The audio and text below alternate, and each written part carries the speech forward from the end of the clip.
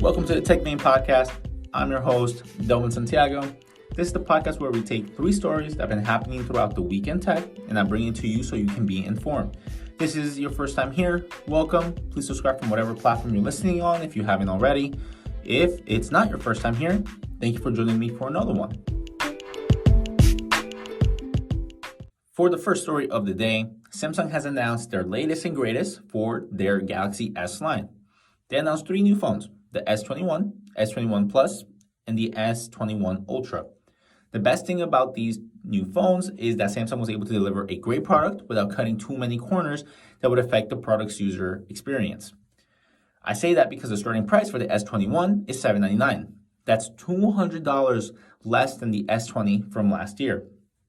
While the S21 Plus starts at $999, then $1199 for the Ultra. These prices are not cheap in any way, shape, or form of the imagination, but it is cheaper than the starting prices for the S20 last year. The first 2 phones aim for, let's just say, quote-unquote, wallet-friendly flagship experience, while the Ultra is the ultimate Samsung experience with the ultimate price tag. Let's talk about the S21 and S21 Plus, since those are the phones that most people will probably be considering. One of Samsung's compromises to bring the price down was on the displays for the S21 and S21 Plus.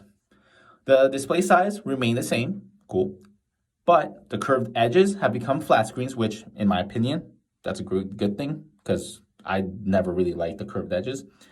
And they also feature a step down in resolution from 32 by 1440 panels on last year's models to a 24 by 1080 resolution.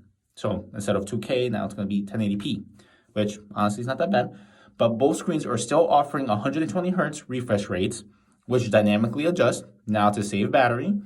And lastly, they have also dropped the RAM from 12 gigs to 8 gigs. The regular S21 also has a polycarbonate plastic, not glass, and it lacks an ultra wideband radio. Samsung is also following the trend that Apple set by eliminating the charger from the box.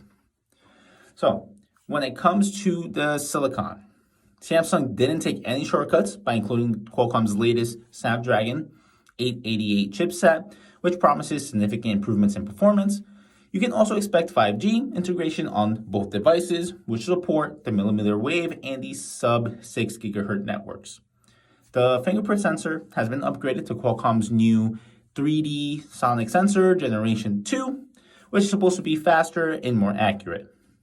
And the batteries are still big. The S21 still offers a 4,000 milliamp hour battery, and the S21 Plus has been upgraded to a 4,800 milliamp hour battery, which is pretty nice. So Samsung's new design and color choices looks pretty good, in my opinion. Instead of the glass sandwich that all phones do, Samsung decided to embrace the camera hump by making the metal side bumper go towards the camera, so it just surrounds all of it and it gives it a really unique look. But it also does make the top left side of the phone thicker than the other corners. Just one thing to note there. The cameras themselves remained unchanged.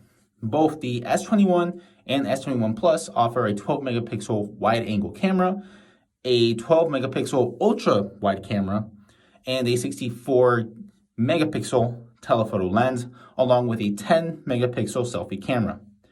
The S21 Plus no longer has the depth sensor, by the way. Essentially, they have kept the same hardware, but improved it with software tweaks, such as including a 30 times space zoom mode, a new director's view mode for video that makes it easier to swap between lenses while filming, and additions to Samsung's single take mode. So now, let's talk about the head honcho, the S21 Ultra. The Ultra is packing a 6.8-inch 3200 by 1440p OLED display with a refresh rate up to 120 hertz. A refresh rate the S21 Ultra can hit at full resolution, unlike last year. And there's 12 gigs of RAM and also a 5,000 milliamp hour battery and up to 512 gigs, which, by the way, and this is for all 3 phones, there is no expandable storage. So you better hope that's all the memory you need. And it's also packing Qualcomm's Snapdragon 888 processor. So essentially everything that you would need, except I think a few people will be upset that there's no SD card expansion, but you have to give or take here in this relationship. They've also added support for the S Pen. The stylus isn't included in the box. It will cost an extra $40 or $70 in a bundle that includes a case that can store both the phone and the stylus. So for the cameras, the Ultra is packing a 108 megapixel sensor and a 100 times zoom mode. The camera has a new focal length for slightly wider shots, a new laser autofocus system that could help with the focus. It also brings support for 12-bit color depth and more refined process. Samsung is also working on giving users more control over things like AI-based photo enhancements, which allows you to adjust the level of smoothing, for example. So essentially, this is trying to aim towards Apple Pro RAW, which the iPhone 12 Pro Max brings, which is pretty damn good. So pretty interesting to see that. And also, there is a 12 megapixel ultra wide camera. Then there are two separate 10 megapixel telephoto cameras, one with a 3 times zoom and one with 10 times zoom, which according to Samsung, is designed to give users more flexibility in how they approach shots. So all three phones are available to pre-order and will launch on January 29th. So which phones are you going to order, if any? Are you more of a Samsung type of person, or you're more towards that OnePlus? I mean, who knows? And Samsung will probably be releasing maybe a similar flagship style maybe later in the year. They're always releasing new phones. And I'm pretty sure there's a lot of people who are going to be looking at the A series of their phones now, especially now that it's available in North America. That was usually a phone that was never really available here. But a lot of interest, and now Samsung brought that series over here. So we'll see what happens. For the second story of the day, we have Apple revealing their plans for their racial equity investment. On January 13th, Apple announced that its next big investment will be a $100 million to racial equity and justice. They're going to start with the construction of an Apple Developer Academy in Detroit, founding support for an Atlanta tech hub for historically Black colleges and universities, and new grants, scholarships, and investments for Black and Brown students and entrepreneurs. According to Apple, in a press release, the Developer Academy in Detroit will be focused on, and I quote, young Black entrepreneurs, creators, and coders, unquote, and will offer training in iOS app development. The plan is to provide a shorter 30-day program that introduces students to what it means to be a developer, quote unquote, and then to offer an, quote, intensive 10 to 12 month program meant to help aspiring developers gain relevant skills to get tech jobs and start their own businesses. In addition, Apple will also be launching something called the Propel Center in Atlanta by partnering with Southern Company, which is an Atlanta-based energy giant that is also contributing $25 million. The center will offer in-person and online courses focused on technology, entertainment, and business. It will be located in Atlanta University that links 4 HBCUs: Clark Atlanta University, Spelman College, Morehouse College, and the Morehouse School of Medicine. Also, Apple announced that it will be investing $10 million with Harlem Capital, which is a VC firm with the goal of, and I quote, investing in 1,000 diverse founders over the next 20 years, unquote, and $25 million in Cybert Williams Shank's Clear Vision Impact Fund, which is focused on minority-owned businesses. Apple will also be launching grants for HBCU engineering programs and is expanding its scholarship program with a focus on underrepresented communities. So, to me, this is a fantastic to see what Apple was able to develop after a year of making the commitment in June of 2020 from last year. Of course, other companies like IBM, they've also committed putting $100 million into technology, skill development, and other resources for HBCUs, and they have their own program as well.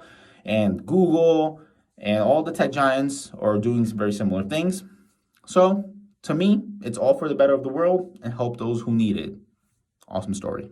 For the third and final story of the day, we will be talking about the rumors that Apple may be working on a foldable phone. According to Mark Gurman, who works for Bloomberg, who always provides great insights on what's happening inside of Apple, he gave a few insights on the iPhone that will be coming years to come and to the next generation that will be coming this year. So, according to the report, Apple has developed a prototype foldable screens for internal testing, but hasn't solidified plans to actually launch a foldable phone. This means it's just an idea and that they're just playing with it, and that is evidence since the report suggests that Apple doesn't have a full handset prototypes in its labs, meaning there's no design, there's no nothing. They're just working on the screens and that's it. So that's how young the idea is for them right now. So thanks to Gurman, we know that the displays that they are testing are similar to Samsung's. So think of the Galaxy Fold and also their Galaxy Flip, where the hinge is invisible and the electronics are behind the display. While other companies like Microsoft will embrace the hinge by having it in the middle and making two distinct display panels, right? Hinge right down the middle, you can clearly see it, and there's two different distinct screens on each side. So, furthermore, he does say that if a foldable phone does come, don't expect it anytime soon, which would be pretty obvious. Gurman doesn't provide a timeline, but I would speculate that this would be coming around maybe 2024, 2025, if they decide to greenlight the project. Gurman also notes that product development has been difficult, citing COVID-19.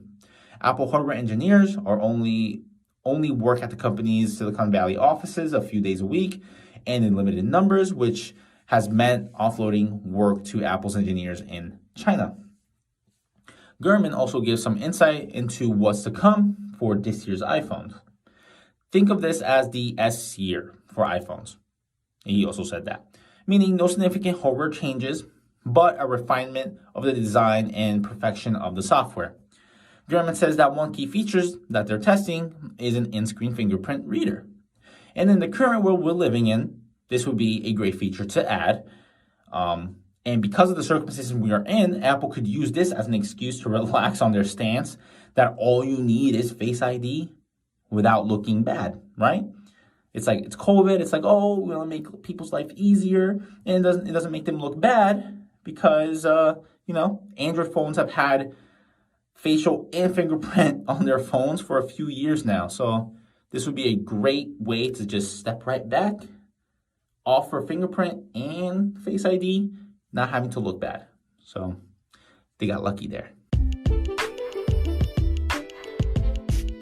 So there you have it. Thank you for tuning in to this week's podcast.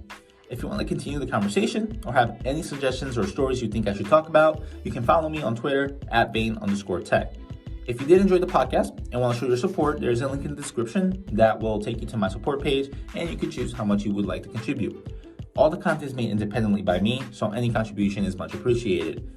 And of course, please review and share with your friends and family who think will enjoy the podcast. Thank you again, stay safe, and have a nice day.